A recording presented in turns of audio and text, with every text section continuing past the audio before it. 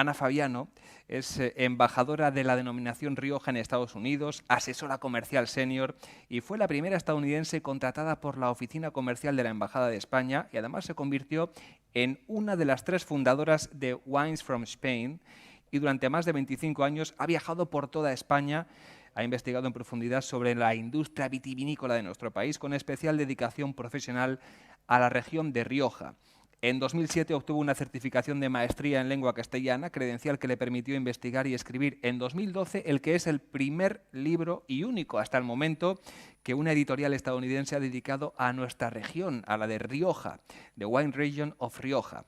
Es una fuente de referencia autorizada, informativa y de gran calidad fotográfica, tanto para entusiastas del vino como para profesionales experimentados. Además, la segunda edición ya de la premiada obra se publicó en 2017 y a través de ella se puede sentir la pasión de Ana Fabiano por el vino y por La Rioja. Y nada, terminamos ya. Es reconocida y respetada como experta dentro y fuera de la denominación y en este sentido sus logros dentro de esta denominación le han proporcionado un gran dominio del mundo del vino y un amplio conocimiento de los mercados de Estados Unidos y Canadá. Y esto es, nada, un resumen de algo que sería mucho No, más, no, gracias. mucho más largo. Vamos a comenzar, si te parece, avisando y advirtiendo también a los espectadores de que si hay alguna pregunta que quieran formular, la vayan escribiendo y luego, si tenemos tiempo, la respondemos. Pero, en primer lugar, ¿cuál es tu visión, tu opinión del estado actual y el enfoque de los canales off y on, que es algo que estamos también tratando mucho aquí en estas 2 sesiones? ¿Cuál es tu sensación sobre este asunto en particular? Sí, pues empezando con lo positivo, Carlos, el total de ventas de enero a julio para bebidas alcohólicas están en alza de este año un 47%. Ujú. Lo que voy a presentar son algunas cifras y referencias y luego algunas perspectivas también, así que es un conjunto un poco de los dos. Entonces, este desglose tenemos cerveza en alza un 14%, vinos un 19% y de los destilados un 28%. En cuanto al sector, una cosa interesante aquí es que las colaboraciones en nuestra industria son muy importantes. O Ujú. sea, tienen muchísimo valor, las amistades. Eso en cuanto a cómo puedes llegar, hasta dónde puedes llegar con una cuenta, estas colaboraciones tienen mucho que ver. Entonces, en este caso, hemos visto todos los equipos del on-trade pasar a off hasta estar cargando camionetas, vendiendo en tiendas. O sea, increíble como sector aquí ha respondido. El on-trade, que supongo que es muy parecido en Europa, está en un declive un 75% en el primer trimestre del año. Y el segundo semestre y hasta ahora está en un declive de 53%. Entonces eso vemos más bien por cómo han respondido con lo que es la comida para llevar, el take-out, que ya ha sido pues una especie de una corita a la situación. Los vendedores con los que estoy en contacto reportan que, por ejemplo, un restaurante donde solían vender 5 cajas, Ujú. ahora tienen a la venta una. Y esto, la comida para llevar, es un poco de lo que tiene con eso. El vino, el prognosis para el on-trade es que va a haber un 80% de bajada en las ganancias y, y esto es como ya van a cerrar el año hasta ahora. Las condiciones cambian dramáticamente de estado a estado. Esto, como todo el mundo sabe, es Claro, un país de países y el claro. único en común son los idiomas. Y la situación climática tiene mucho que ver. Hoy aquí estamos con una nevada, en Florida pues tienen 30 grados y están a la playa tomando una aperitiva.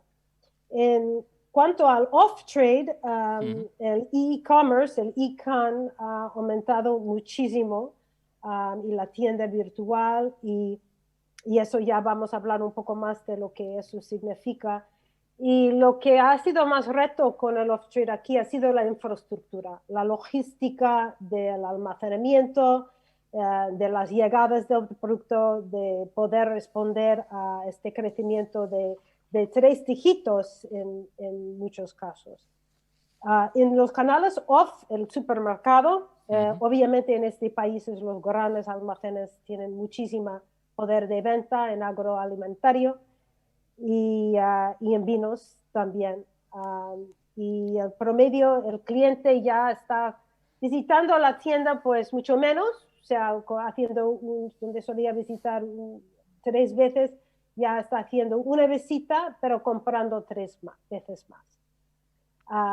Como la construcción de este país tiene mucho suburbios y afuera, pues han tenido el espacio para almacenar mucho más producto de compra que no ha tenido, que no estaba su hábito de compra anteriormente. El orden de productos en los supermercados ha sido de más venta, ha sido el papel higiene, carne y en tercer lugar vino. Por lo que tener el real estate, digamos, la hipoteca en un supermercado ya tiene muchísimo más valor que un edificio en medio de Manhattan. Mira, O sea, Ana, vamos a detenernos, vamos a repetir esto porque creo que tiene su interés, es más allá de una anécdota. El orden de compra ha sido, has dicho, papel higiénico, carne y vino. Y vino en Qué tercer bueno, lugar qué en los bueno, supermercados. qué bueno. En los supermercados. Con crecimientos de doble o 3 dígitos. Y en la localidad en los supermercados, o sea, entrando a la entrada, tener estos displays de los vinos, pues ha tenido pues, mucho impacto también, Claro. o la oferta. Lo que se llama la premización, o sea, premiumization, esto ha sido una tendencia de consumo también y en los últimos 3 años, pero eso ha sido un constante durante este año. O sea, a pesar de la pandemia, no hemos visto pues una bajada en el precio por botella, comprando vinos más económicos, pero todavía pues vamos a terminar el año con este premiumization. Las varietales más vendidas siguen también igual, el Chardonnay, el Cabernet, los blends, los red blends, y eso también han sido tendencias de los últimos 3 años. Entonces no ha habido un cambio drástico de que todo el mundo está ya bebiendo los wine coolers o sangría, o no hemos visto estos cambios de hábitos, digamos. En cuanto al futuro, Carlos, la apertura on trade, pues difícil. Yo leo las noticias de España y yo creo que estamos pues, experimentando lo mismo. Va a ser pues, un recuperar muy lento y muy largo. Lo que se diferencia aquí, que es importante compartir y señalar, pues son los tipos de empresas que tenemos en la estructura del sector de restauración en este país. Entonces, primero tenemos las empresas grandes que son de billones, los grupos de cadenas. Y allí tenemos el grupo Landry's, el grupo Darden, el grupo Outback, que igual tienen 20 o 30 marcas de restaurantes detrás, y estos son empresas de billones. Luego tenemos las cadenas estatales o privadas, que ya son las más pequeñas, y luego tenemos pues los individuales. Entonces, con las cadenas grandes, debido a los recursos que tienen y además los diferentes modelos que podemos adaptar con el teléfono móvil, diferentes posibilidades, el prognosis es que va a haber un cierre de 2,5%, con los restaurantes que son cadenas privadas, pues que un 4% van a cerrar, y con los independientes al menos un 10% van a cerrar. Entonces esto es lo que proyectan para 21 y 22 también. O sea, es un camino duro todavía. Y esto también, para la bodega o el exportador, pues habrá que tener mucha conciencia aquí sobre la zona geográfica, porque esto hasta ahora también ha influido muchísimo en cómo ha reaccionado y las ventas. Tenemos estos estados, lo que llamamos verano sin fin. California, Texas, Florida, entonces tenemos que ver con el tiempo cómo responden. Canadá en todo esto proceso ha sido diferente porque desde el principio, en marzo, han cerrado todo y han puesto leyes muy estrictas y han anunciado la pandemia como con leyes oficiales. Entonces ha habido requisitos de todo el mundo y requisitos por provincia Claro. y pues una forma mucho más estricta. Habían abierto varias provincias y la semana pasada cerraron todos de nuevo. Entonces Canadá pues ha respondido diferente a la situación, pero ahí están ahora. Con respecto al off-trade, lo que más vemos es que el e-can, o comercio e-can, va a estar muy en alta, directo al consumidor, clubs de vino. Los clubs de vinos habían bajado durante una temporada y justamente en este mes he recibido muchos anuncios de clubs de vino, estos que van a la casa, que ya pues parece que estos van a tener su otra entrada.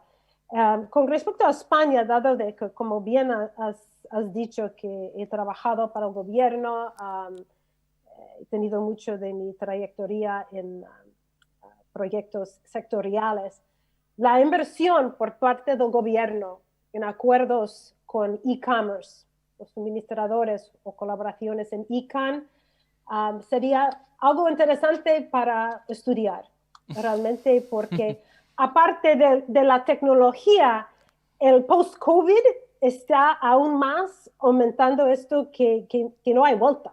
Claro. No hay vuelta. Y eso es un tema que igual pueden considerar. Desde luego.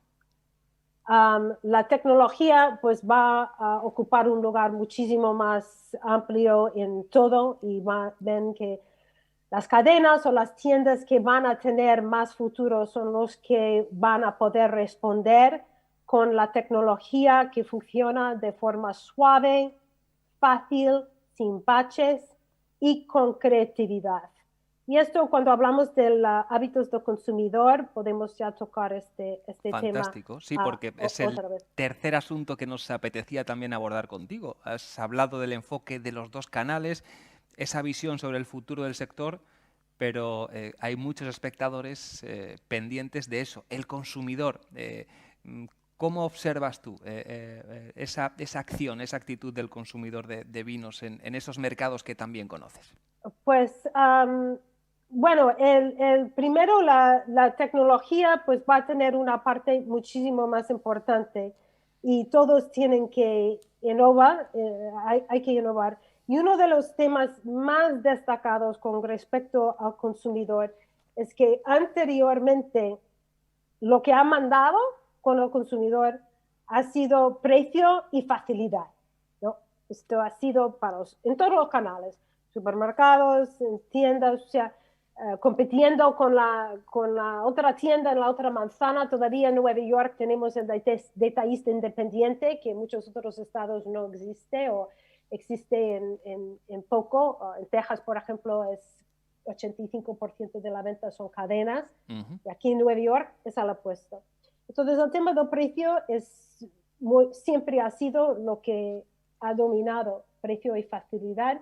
Y ahora va a haber un chip, y esto he verificado con diferentes fuentes, y va a haber un cambio de un chip muy importante en que las prioridades para el consumidor van a ser las condiciones higiénicas y la seguridad como la prioridad. Y luego para su compra online, la facilidad de la compra. Entonces, esto es interesante porque para la bodega es ver qué es la creatividad que estos están tomando.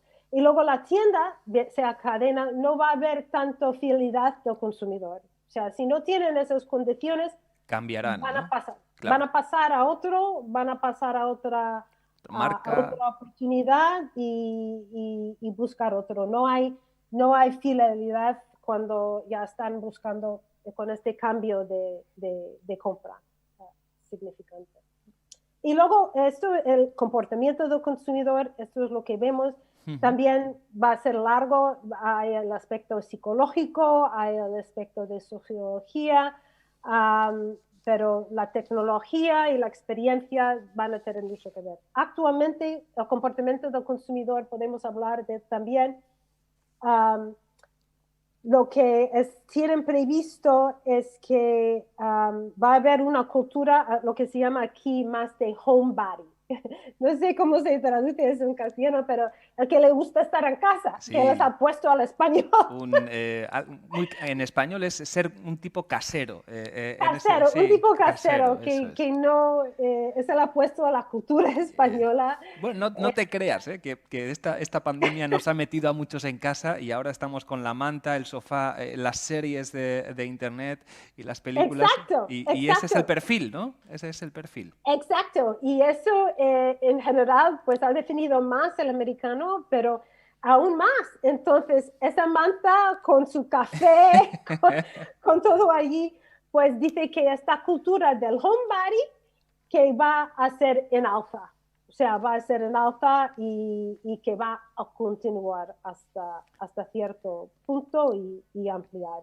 Entonces, esto vamos a ver también, pues muchas de las oficinas o muchas de las empresas ya están anunciando públicamente, hasta las grandes como Google, hasta los pequeños, que va a haber una cultura de tener su personal donde trabajan desde casa 1 o 2 días, reduciendo sus espacios de oficinas, por lo que toda esta cultura de casa va a ser dramáticamente diferente. Claro.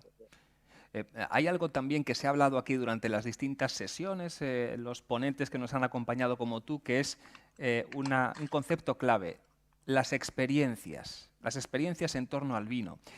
Cómo durante este año se ha trasladado la experiencia física real al formato virtual. Y David, tú también has hecho una reflexión durante estos meses, una reflexión práctica en tus redes sociales. Hemos visto tu Instagram como ejemplo también de ese escaparate nuevo de experiencias en torno al vino, Sí, pero virtuales, sí. ¿no? Sí, sí, es increíble. Esto, primero, antes de eso, merece la pena comentar con estas experiencias virtuales. Ha habido varios que se han probado de diferentes sectores, de hobbies, pero uno de los más éxitos en los últimos 6 meses y más perseguidos para empresas y consumidores ha sido el vino. Y sigue en vigor. Yo ya tengo varias fundaciones de consumidores, diferentes grupos ya fichados para el primer trimestre del año. Entonces, igual el vino pues tiene más caché, más interés, pero eso desde luego. En mi caso ha sido responder a la situación que yo podía estar volando por lo menos 1 o 2 veces al mes. Y nuestro director general siempre ha dicho en todas las situaciones seguir adelante como un remolacha con estas nevadas. Entonces esto es lo que he hecho y además este año pues estoy haciendo más proyectos al consumidor. Entonces en Instagram, @AnaFabianoRioja, justo anoche hice uno de final de año, que es Todo el mundo merece un Rioja Gran Reserva. Lo hemos visto, ya con el atuendo festivo, a pesar de que uno esté en su casa, muy bien. Sí, bueno, todo el mundo merece un Rioja Gran Reserva este año, desde luego.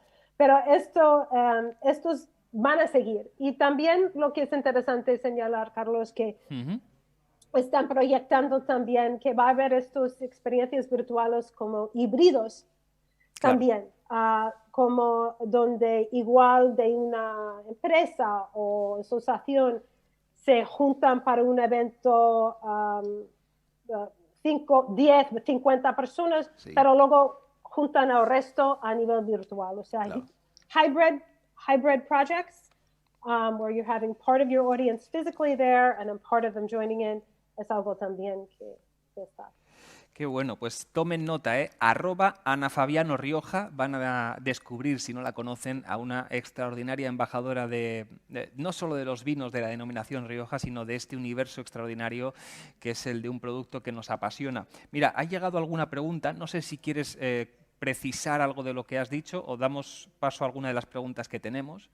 No, no, podemos pasar a las preguntas y luego si Sí. no hay más tiempo, Carlos, me pueden encontrar en eso, Ana Fabiano Rioja en Instagram o en LinkedIn también y estoy Fantástico. a Pues vuestra disposición. hay una consulta que dice si la imagen que en Estados Unidos y Canadá tenía tradicionalmente el vino europeo va calando ya ese cambio, porque había una cierta concepción de vinos clásicos, de tradición, de historia, pero ya sabes, y tú muy bien además lo conoces, que hay una gran variedad. Eso el consumidor norteamericano ya lo comprende o ni siquiera quiere esa novedad y se agarra a lo clásico, a la idea que tiene el estadounidense de Europa, ¿no?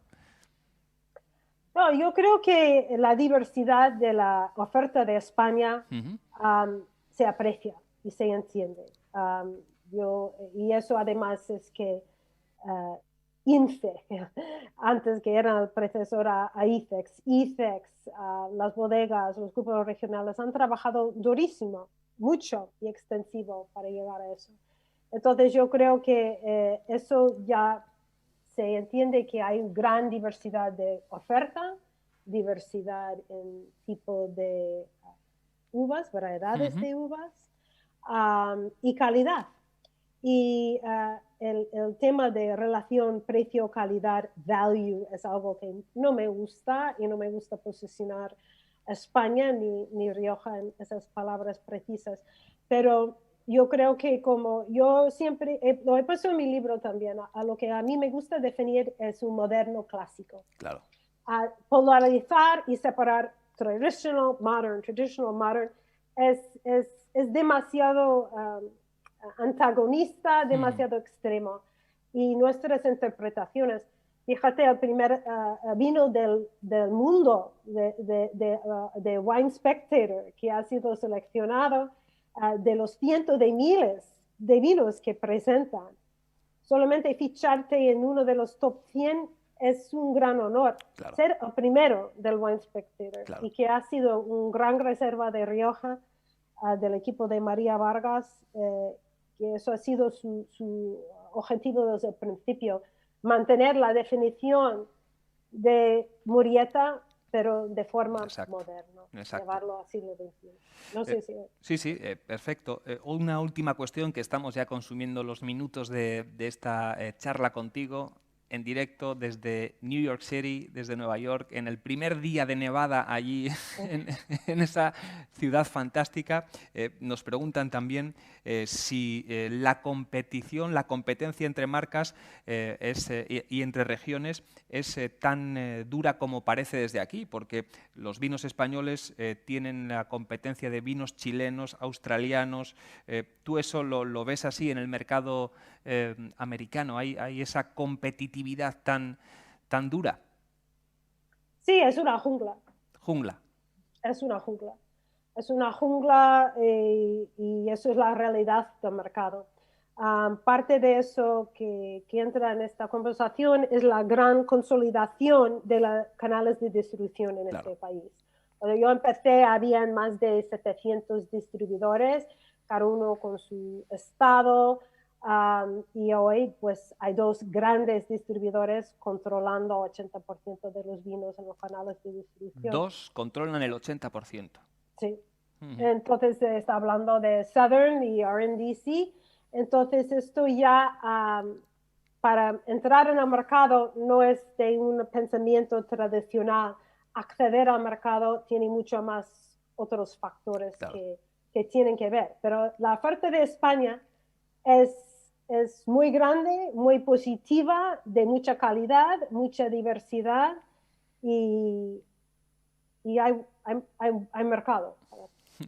Eso es lo bueno, a pesar de la jungla. Pues Ana, terminamos. Agradecemos mucho esta conexión contigo, con tus palabras que hemos disfrutado nosotros aquí, los espectadores que están conectados al otro lado. cuando puedas vuelves por aquí, ¿no? En cuanto mejore la Sí, situación, nos en pongan la cuanto vacuna, abren las fronteras, yo sí. Sí. aquí te Pues esperaremos. Sabes que es tu casa, La Rioja.